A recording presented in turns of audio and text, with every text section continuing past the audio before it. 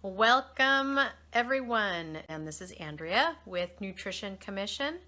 Today we're talking about the importance of our liver health, and this, like I said, is kind of that juggernaut almost of cracking the code when it comes to our health. And what I'd like to do is just explain to you, why it's important, really the function of the liver, as well as some of the signs and symptoms, and then some key foods that the liver loves, and maybe some other lifestyle habits or things that you can do to help support or love your liver. Okay.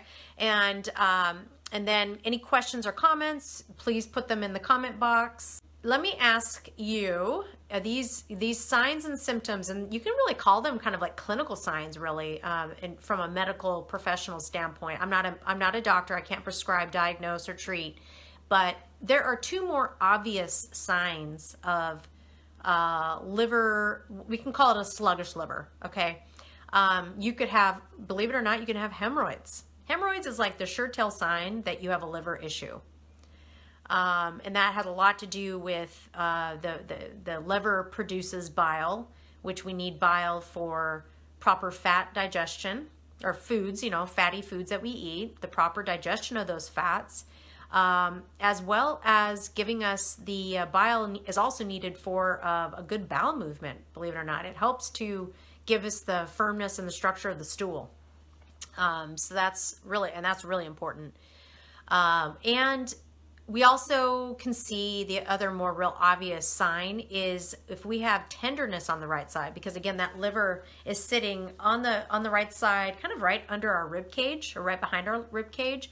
And it's a pretty big organ. In fact, I have a graphic of it, I think, in my small group program, but it's a really big organ. And I don't think you guys can see me, but it's sitting really like on the right side of from your sternum over. It's pretty big. So you'll experience tenderness on the right side, or maybe even some of the more obvious signs and symptoms is you've been diagnosed with fatty liver. Okay, and that's non-alcoholic fatty liver disease is actually now kind of being lumped in with some of the metabolic syndromes that everybody's getting, and that's coming from the refined, good old standard American diet, the refined carbohydrates, the sugars, the junky processed, carbs that we're all eating, and diet and lifestyle, basically. It always boils back to that, doesn't it? Maybe some of the not so obvious signs and symptoms just could be that you have chronic constipation, okay? Some of us might think that has to do with some, the digestion and the gut or the intestines, and indirectly it does. It's all connected together because again, the liver is also supporting our digestion by making the bile that's needed for proper bowel movement and to digest the fats that we're eating. So that's just another one. And the other one that I'm thinking of is poor function. You're really tired and lethargic after you eat, also is another attributed sign to a sluggish liver. Okay, so let's talk a little bit about what the function of the liver is, and this is really fascinating. Again, the liver is, you can think of it as the master detoxifier. The master detoxifier. Okay, so I mentioned already that it makes our bile, okay? But when it comes to detoxification, it actually, this is really important too, because I think it's every 4 to 5 minutes, our entire blood is going through the liver.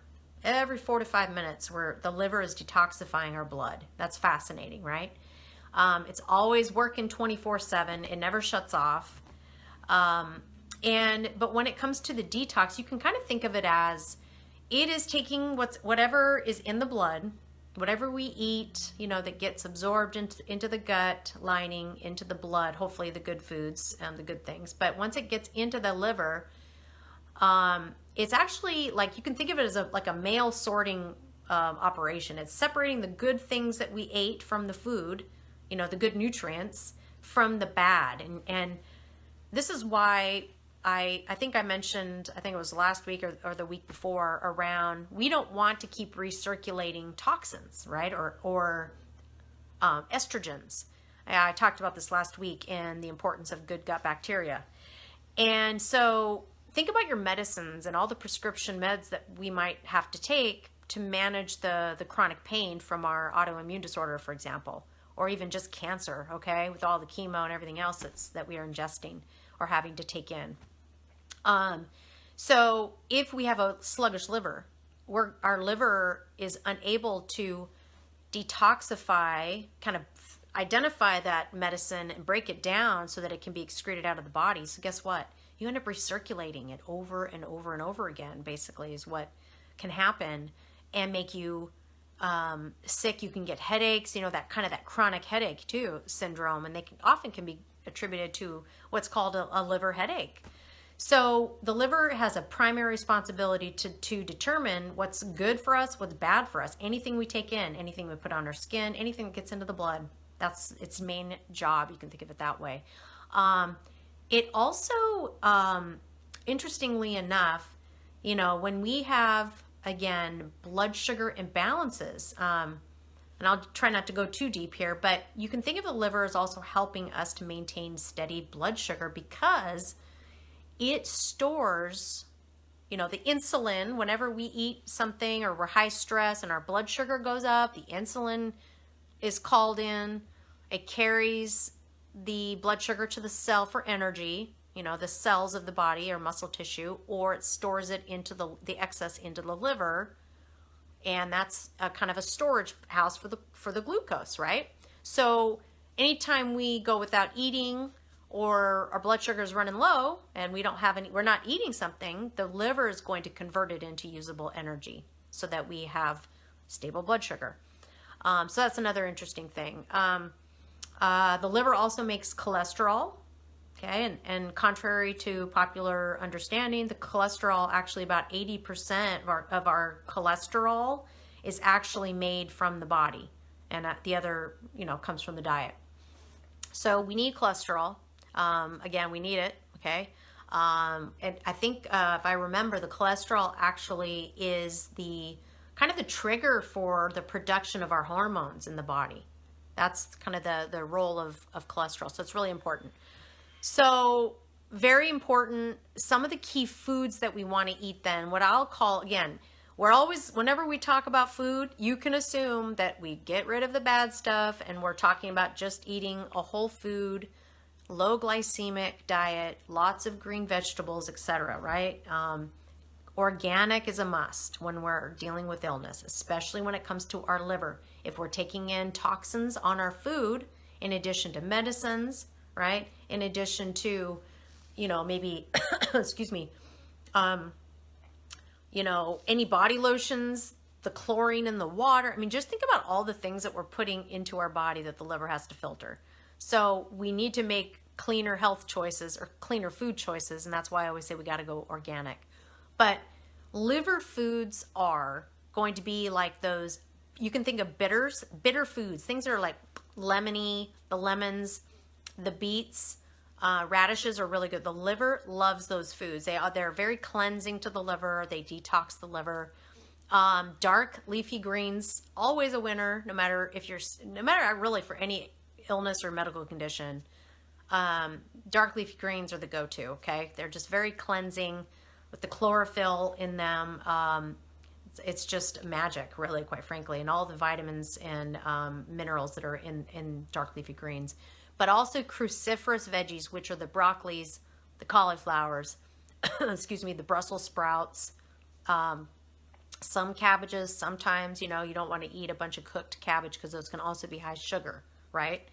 Antioxidants, that is really, really important for the liver to detox. The liver produces its own, what they call metabolic enzymes. They're different than digestive enzymes. So the liver has these special power enzymes to break down those toxins that I was mentioning.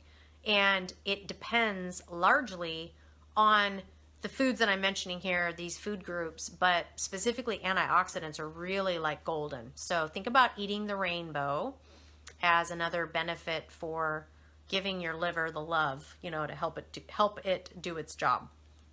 Also important to note are the categories called sulfur-rich vegetables. So those are just our garlic and onions. Leeks are also great for the liver. So those would be some food ideas for you. And again, hoping that you're following what I'm sharing today. I'm trying to make it as simple to understand as possible.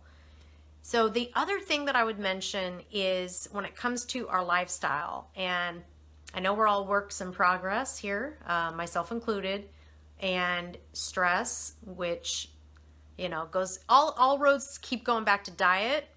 Got to have a really good diet. That's a given, right? But the stress factor that we're all under is also really hard on the body, and of course, really hard on the liver as well.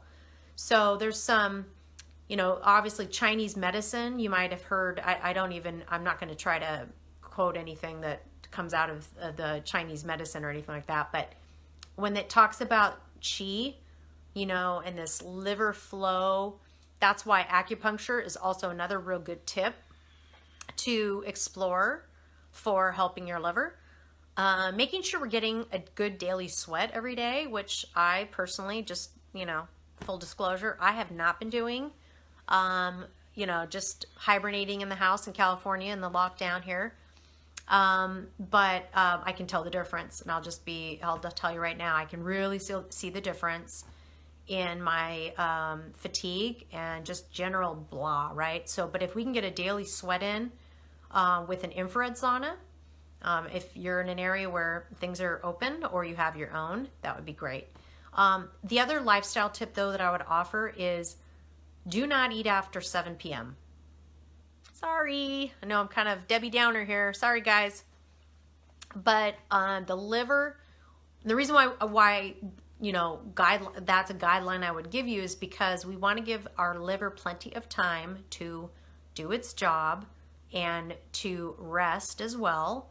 We don't want to be taxing it truly 24/7, or your digestion in general. Also, the liver, I believe between the hours of 11 p.m., and 2 a.m. is when our liver is the most active in doing its main detoxing and cleansing and repair, which I should also mention, the liver, gosh, how did I forget this one? Sorry, guys.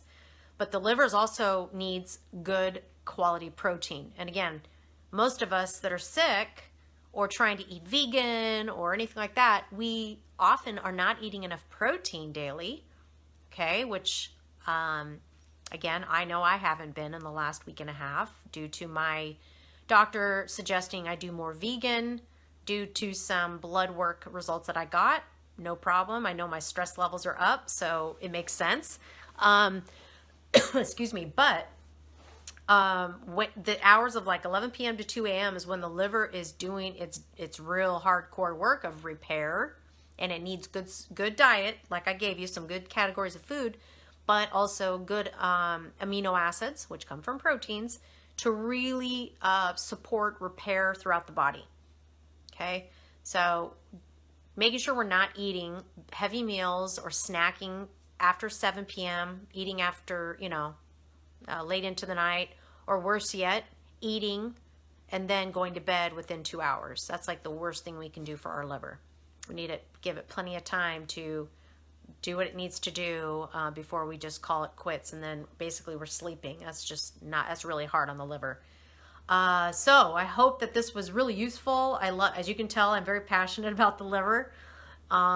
It's just, I love this organ, and the more I learn about it, the more I'm fascinated. And all my best, everyone. Take care, and talk to you soon. Bye-bye.